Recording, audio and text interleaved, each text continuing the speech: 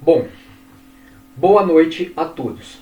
É com muita alegria que nós estamos aqui hoje para conversarmos sobre um tema que de alguma forma toca a experiência de todos nós. Hoje nós vamos refletir sobre a relação entre o corpo e a mente. Mais especificamente, vamos pensar sobre como experiências emocionais, especialmente aquelas mais difíceis, podem se manifestar no próprio corpo. Durante muito tempo, acreditou-se que o corpo e a mente funcionavam como sistemas separados. De um lado, estaria o corpo, responsável pelos processos biológicos. Do outro lado, estaria a mente, responsável pelos pensamentos e pelas emoções.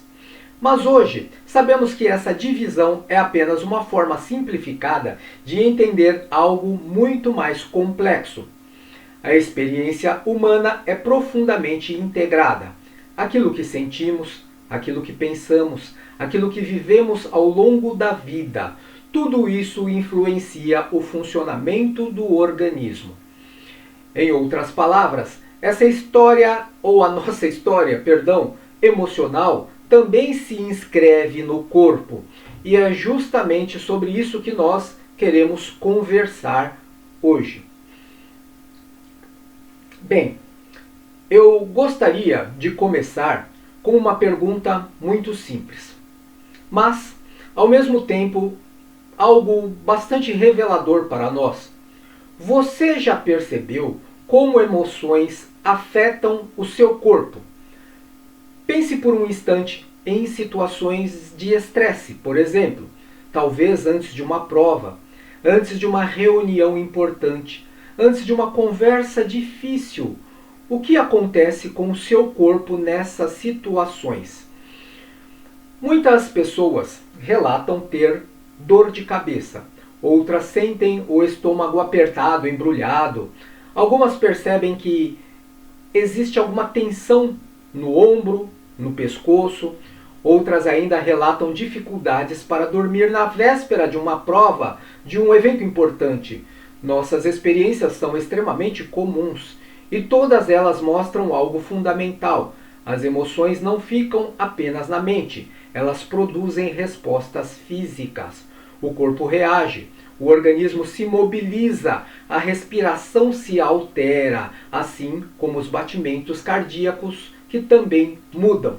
Os músculos se tensionam e hormônios são liberados a todo momento. Tudo isso faz parte de um sistema profundamente integrado. Por isso, quando falamos de saúde emocional, estamos também falando de saúde física. E quando falamos de saúde física, muitas vezes precisamos considerar também a dimensão emocional. Bom, a ideia de que corpo e mente estão conectadas ou conectados não é nova. Diversas tradições filosóficas, também médicas, já apontavam para essa direção, para essa integração. No entanto, nas últimas décadas, pesquisas em áreas como psicologia, neurociência e medicina psicossomática trouxeram evidências cada vez mais claras dessa relação. Hoje sabemos que experiências emocionais influenciam diretamente processos fisiológicos. Situações de estresse, por exemplo, ativam sistemas biológicos muito específicos, entre eles o sistema nervoso e o sistema endócrino. Essa ativação pode ser extremamente útil em momentos de perigo real. Ela prepara o organismo para reagir, para lutar, para fugir, para se proteger também. Mas, quando estados de estresse se tornam constantes, o organismo começa a pagar um preço. A conta chega, cedo ou tarde. A ativação contínua desses sistemas pode gerar um certo desgaste. E esse desgaste pode se manifestar de diversas formas no seu corpo. É nesse contexto que surge o campo de estudo da psicossomática. A palavra psicossomático é formada por duas partes. Psique, que se refere à mente. Soma, que se refere ao corpo. Portanto, quando falamos em fenômenos psicossomáticos, estamos nos referindo a processos nos quais experiências emocionais encontram expressão física. Mas aqui é importante esclarecer algo além. Quando dizemos que um sintoma pode ter componentes psicossomáticos, não estamos nos referindo a algo imaginário. Essa é uma confusão muito comum, porque o sistema é real, a dor é real, o sofrimento físico também é real. O que acontece é que, em alguns casos, fatores emocionais podem participar do surgimento ou da intensificação desses sintomas. Ou seja, o corpo pode se tornar um espaço de expressão para experiências que, por diferentes razões, não conseguiram ser plenamente elaboradas no plano psicológico. E aqui entramos em um conceito central para a nossa reflexão de hoje, o conceito de trauma. Quando ouvimos essa palavra, muitas vezes pensamos imediatamente em eventos extremamente dramáticos, catastróficos, acidentes muito graves. Pensamos em violência. Sim, de fato, essas situações podem ser profundamente traumáticas, mas o conceito psicológico de trauma é um pouco mais amplo. Trauma não se refere apenas ao evento em si. Ele se refere também à forma como aquela experiência foi vivida interiormente. De forma simplificada, podemos dizer que um trauma ocorre quando uma experiência ultrapassa a capacidade da pessoa de processar emocionalmente aquilo que aconteceu com ela. A experiência é intensa demais, ela é complexa demais, é dolorosa demais e o organismo não consegue integrá-la plenamente. Portanto, quando isso acontece, parte dessa experiência pode permanecer ativa onde? No psiquismo. E, em alguns casos, também no corpo. É um reflexo. Outro ponto importante é que nem todo trauma está associado a eventos extraordinários.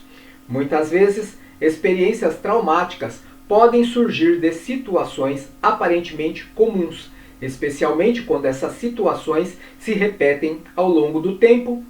Por exemplo, crianças que crescem em ambientes onde há críticas constantes, desrespeito familiar entre os cônjuges, ou ambientes onde há emoções, ou onde as emoções não são acolhidas, ou ainda contextos familiares marcados por imprevisibilidade emocional.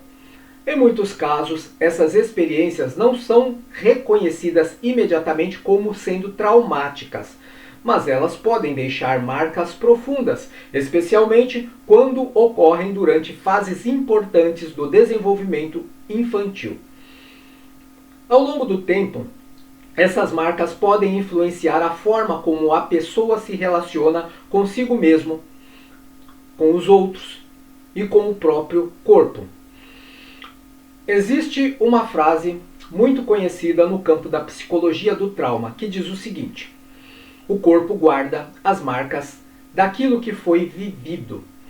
Essa ideia foi amplamente discutida por pesquisadores como Bessel van der Kolk. Segundo essa perspectiva, experiências traumáticas podem ficar registradas não apenas na memória narrativa, mas também em padrões fisiológicos, por exemplo, como padrões de tensão muscular, padrões respiratórios, asma, durante um nervosismo, estados persistentes de alerta, sensações corporais recorrentes e, em outras palavras, mesmo quando a mente tenta seguir adiante, o corpo pode continuar reagindo como se o perigo ainda estivesse presente. Essa é uma das razões pelas quais algumas pessoas experimentam sintomas físicos aparentemente desconectados das situações atuais. É porque o organismo ainda está respondendo a experiências que não foram totalmente integradas, não foram digeridas, não foram trabalhadas, bem assimiladas. Para tornar tudo isso um pouco mais concreto, vamos pensar em algumas situações do nosso cotidiano. Situações que ilustram como experiências emocionais podem se manifestar no corpo, porque, simplesmente, muitas vezes é através dessas manifestações que percebemos que algo dentro de nós está pedindo atenção. E ao longo da história da psicologia clínica, diversos exemplos mostram exatamente isso.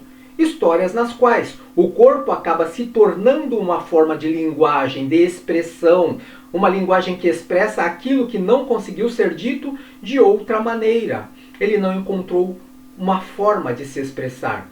Quando começamos a observar com mais atenção a relação entre emoções e corpo, algo muito interessante aparece.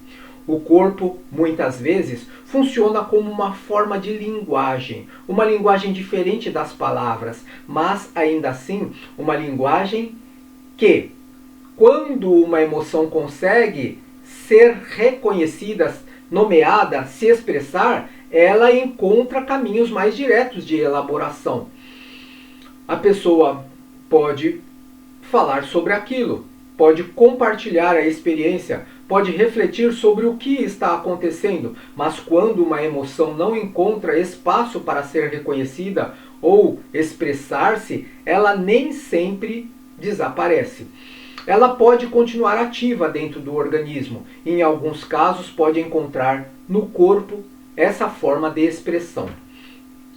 Isso não significa que todo sintoma físico tenha origem emocional. Isso seria um erro. Não podemos afirmar isso. Mas significa reconhecer que, em determinadas situações, o corpo pode se tornar um espaço onde experiências emocionais se manifestam.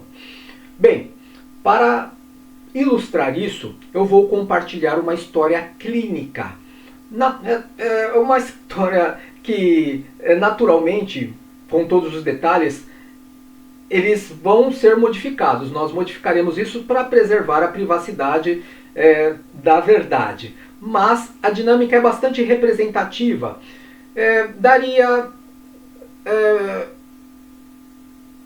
Assim, Maria tinha uns 40 anos. Essas dores surgiram de forma relativamente repentina, tá? Em Maria. No início ela acreditou que fosse um problema muscular. Ela buscou atendimento médico, realizou alguns exames também, normal, isso é normal. Fez tratamentos fisioterápicos, tomou medicamentos, mas apesar de todos esses cuidados, a dor ainda persistia. Em alguns momentos, inclusive, parecia se intensificar. Com o tempo, Maria iniciou também um acompanhamento psicológico. E durante esse processo, um detalhe importante começou a surgir. As dores nas costas haviam começado poucos meses após o falecimento da mãe. Maria tinha uma relação muito próxima com ela. A perda, para ela, portanto, foi profundamente dolorosa.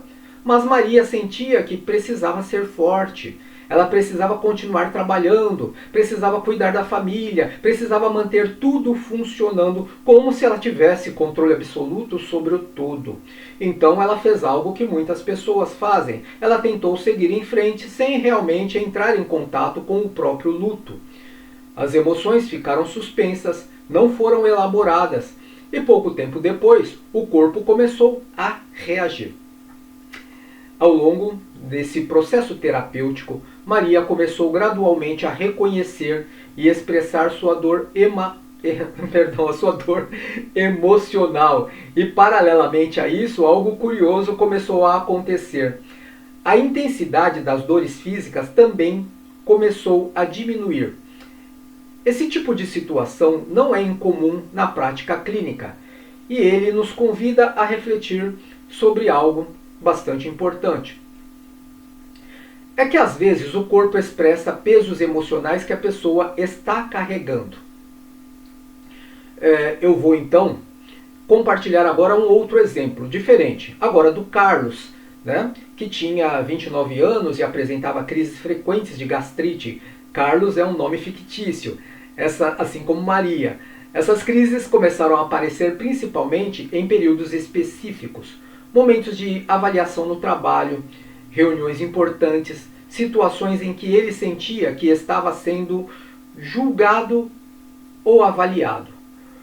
Durante o acompanhamento psicológico, Carlos começou a lembrar de algumas experiências da infância. Ele cresceu em um ambiente familiar muito exigente.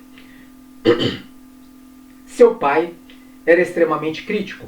Erros pequenos eram frequentemente acompanhados de repreensões intensas. E com o tempo, Carlos desenvolveu uma sensibilidade muito grande à situação de avaliação. Sempre que sentia que estava sendo observado ou julgado, seu organismo reagia como se estivesse diante de uma ameaça. Ele se sentia ameaçado e o sistema digestório era um dos primeiros a responder, a reagir. O estômago se tornava extremamente sensível. A produção de ácido gástrico aumentava sobremaneira e surgiam então os sintomas. Mais uma vez, o corpo estava reagindo a experiências emocionais profundamente enraizadas na história daquela pessoa. Para compreender melhor essas reações, precisamos falar brevemente sobre o sistema nervoso. O sistema nervoso tem como uma de suas funções principais garantir a sobrevivência do organismo. Ele está constantemente avaliando o ambiente, perguntando de forma automática e inconsciente se nós estamos seguros, se não estamos em perigo ou se estamos em perigo. Quando o sistema nervoso percebe uma ameaça, portanto, ele ativa mecanismos de defesa. Esses mecanismos são extremamente antigos do ponto de vista evolutivo. Eles preparam o corpo para reagir rapidamente. Entre estas respostas estão 3 reações principais. A primeira reação, como nós já dissemos lá atrás, é a luta. O organismo se mobiliza para enfrentar a ameaça. A segunda reação é a fuga. O organismo se prepara para escapar do perigo. E a terceira reação é o congelamento. Nós costumamos chamar tudo isso de medo. Quando lutar ou fugir não parecem possíveis, o sistema pode entrar em um estado de imobilidade. Essas respostas são extremamente úteis em situações de perigo real. O problema surge quando o organismo permanece nesses estados por períodos prolongados. Isso pode ser comum, mas não é normal. Ou quando essas experiências do passado continuam ativando esses mesmos circuitos, denotando aí com mais evidência a anormalidade. Algumas pessoas vivem com o sistema nervoso constantemente em estado de alerta. Esse estado é chamado hiperativação. Nele o organismo se comporta como se estivesse sempre diante de uma ameaça.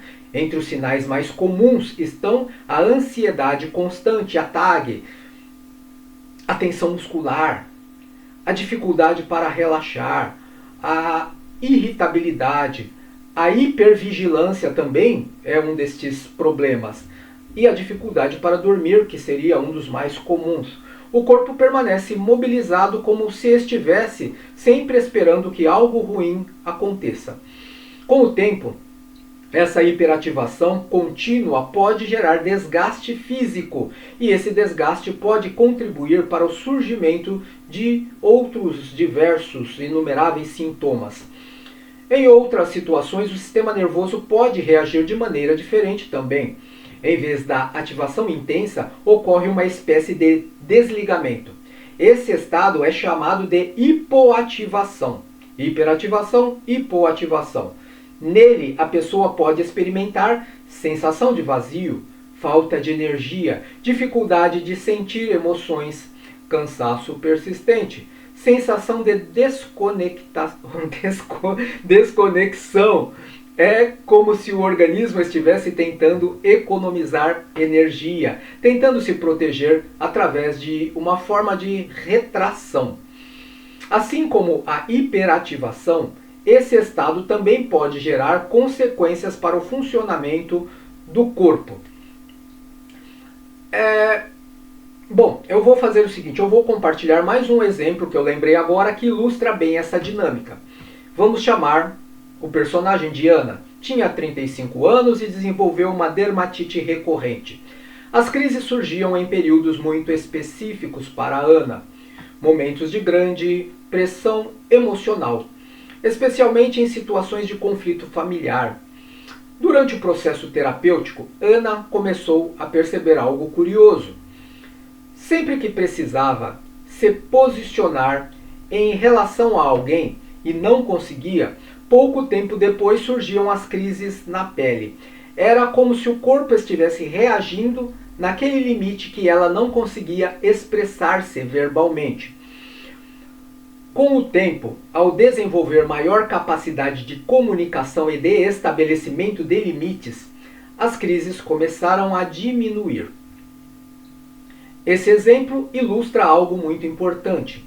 Às vezes o corpo expressa aquilo que ainda não conseguimos colocar em palavras. Já falamos isso e estamos falando mais uma vez como reforço. Nesse ponto da nossa palestra, eu gostaria de convidar vocês para uma pequena reflexão. Nada que precise ser compartilhado publicamente, apenas uma observação pessoal. Então, pense por alguns instantes na sua própria experiência. Em momentos de estresse ou tensão emocional, onde o seu corpo começa a reagir primeiro. Algumas pessoas percebem reações na cabeça. Também já dissemos que outras sentem no estômago. Também outras sentem nos ombros, que são aspectos comuns, não normais. Outras no peito. Opressão, angina. Cada pessoa possui, por assim dizer, um mapa corporal emocional, um conjunto de reações ou regiões, do corpo que respondem com mais intensidade às experiências emocionais. Reconhecer esse mapa pode ser um passo importante do seu autoconhecimento, porque muitas vezes o corpo começa a dar sinais antes mesmo de percebermos conscientemente que algo não está funcionando bem, que algo não flui bem. Quando começamos a observar o corpo com mais atenção, portanto, percebemos algo muito mais interessante. O corpo raramente reage de maneira aleatória. Muitas vezes, ele está respondendo a algo que está acontecendo em nossa vida. Ele repete padrões, algo que talvez ainda não conseguimos nomear, ou algo que não tivemos espaço para elaborar emocionalmente. Por isso, uma pergunta muito importante começa a surgir. O que acontece quando passamos a escutar o nosso corpo? Não apenas tentando eliminar os sintomas, mas tentando compreender o que eles podem estar nos informando, nos comunicando. Essa mudança de postura pode transformar profundamente a maneira como lidamos com o sofrimento também. Em vez de ver o sintoma apenas como o inimigo a ser combatido, começamos a vê-lo também como informação, o anjo de guarda, como a febre, que indica que algo está errado. É uma pista, um sinal de que algo dentro de nós precisa de maior atenção. Quando um sintoma aparece, algumas perguntas podem ser muito úteis. Vamos lá. Perguntas simples, mas muitas vezes reveladoras, como por exemplo, quando esse sintoma começou? Vá lá atrás e lembre o que está acontecendo na minha vida ou o que estava acontecendo na minha vida naquele momento. Houve alguma mudança, alteração importante? Alguma perda? Algum conflito? Algum período de grande pressão? Outra pergunta que poderíamos fazer, que é importante também, é: em quais situações esse sintoma tende a aparecer ou se intensificar? Ele surge em momentos de estresse, em momentos de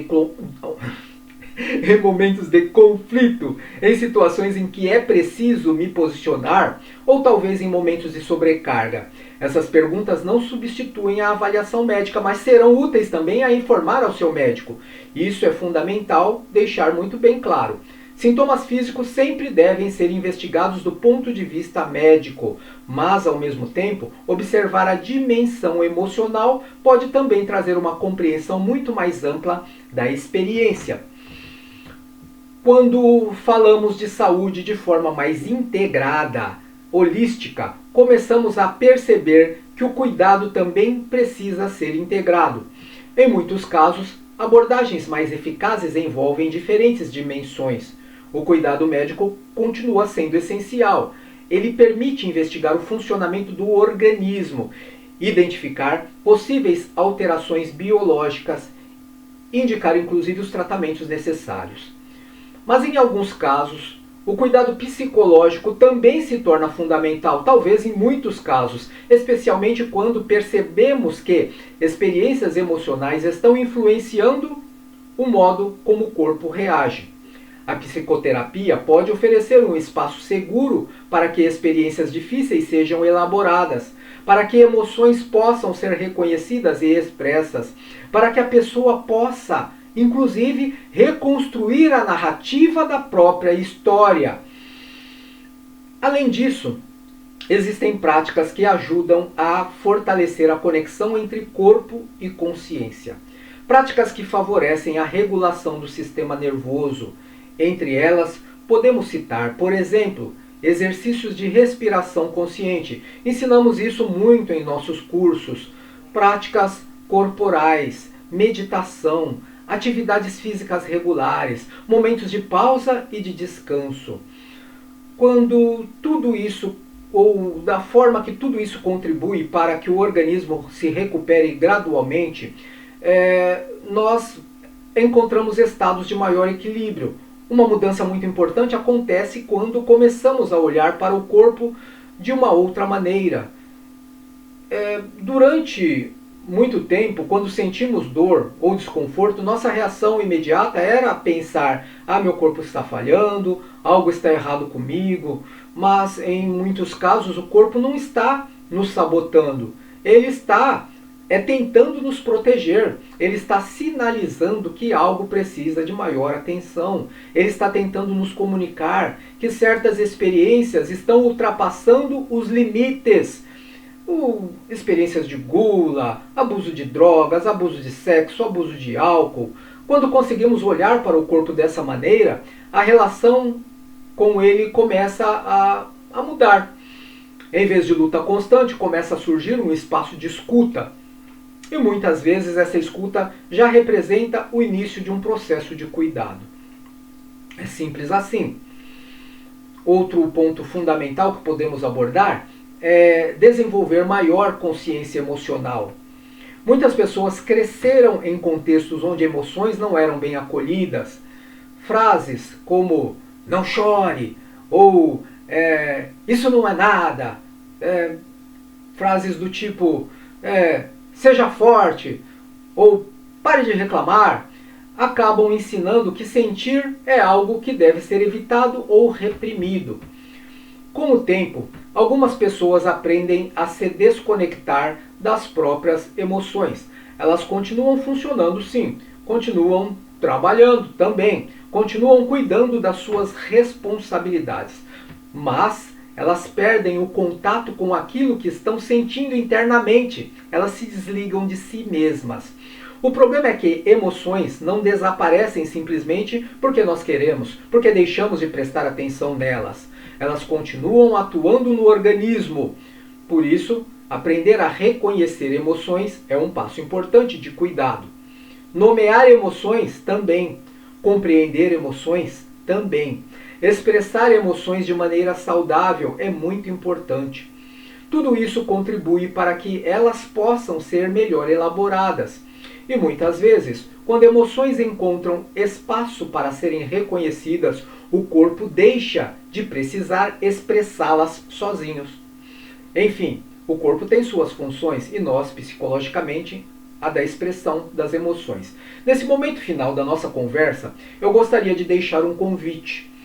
Um convite simples, mas que pode ser bastante transformador. Ao longo dos próximos dias, tente observar o seu próprio corpo com um pouco mais de atenção. Perceba como ele reage em diferentes situações, em momentos de estresse, em momentos de alegria, em momentos de cansaço também, em momentos de conflitos, quaisquer que sejam. Pergunte a si mesmo: o que meu corpo está me dizendo? Existe alguma tensão que aparece com frequência? Alguma dor que é recorrente, que se repete? Alguma sensação que surge em determinados contextos da minha vida? Essa observação não precisa ser feita com julgamento. Perdoe a si mesmo, tenha leveza, mas tenha curiosidade sempre, como quem está tentando compreender melhor a própria experiência. Muitas vezes essa escuta já revela coisas muito importantes. Se pudéssemos resumir tudo o que nós conversamos hoje em algumas ideias centrais, talvez elas fossem assim. Primeiro, o ser humano é uma unidade. O corpo e mente não funcionam de forma separada. Nossas experiências emocionais influenciam sobremaneira profundamente o funcionamento do nosso organismo. Segundo, experiências difíceis, especialmente quando não conseguem ser elaboradas, trabalhadas, podem deixar marcas profundas e duradouras. Essas marcas podem se manifestar não apenas na vida emocional, mas também na psicossomática ou no soma. Terceiro, sintomas físicos não devem ser ignorados. Eles precisam ser investigados e cuidados. Mas, em alguns casos, também podem ser compreendidos como sinais de que algo em nossa vida emocional precisa de atenção. E finalizando, desenvolver maior escuta interna pode ser um caminho importante de cuidado. Escutar as emoções, escutar as necessidades reais, escutar limites e também escutar o corpo. Aprender a dizer não é excelente. Aprender a dedicar um tempo só para você é excelente. Eu gostaria de terminar com uma reflexão bastante simples. Nosso horário já está avançado. Então talvez o corpo não esteja nos sabotando. Essa é a reflexão. Talvez ele esteja tentando nos contar uma história. Uma história feita de experiências, de emoções, de momentos difíceis, de tentativas de adaptação. Quando aprendemos a escutar essa história com mais atenção, algo começa a mudar em nós. O sintoma deixa de ser apenas um problema. Ele pode se tornar também um convite ao autoconhecimento, um convite ao cuidado, um convite à reconexão com aquilo que somos, quem eu sou. Eu não posso me esquecer disso. E talvez, ao escutar com mais atenção aquilo que o corpo nos diz, possamos também aprender a viver de forma um pouco mais consciente, mais integrada e mais saudável. Muito obrigado. Tenha uma boa vida.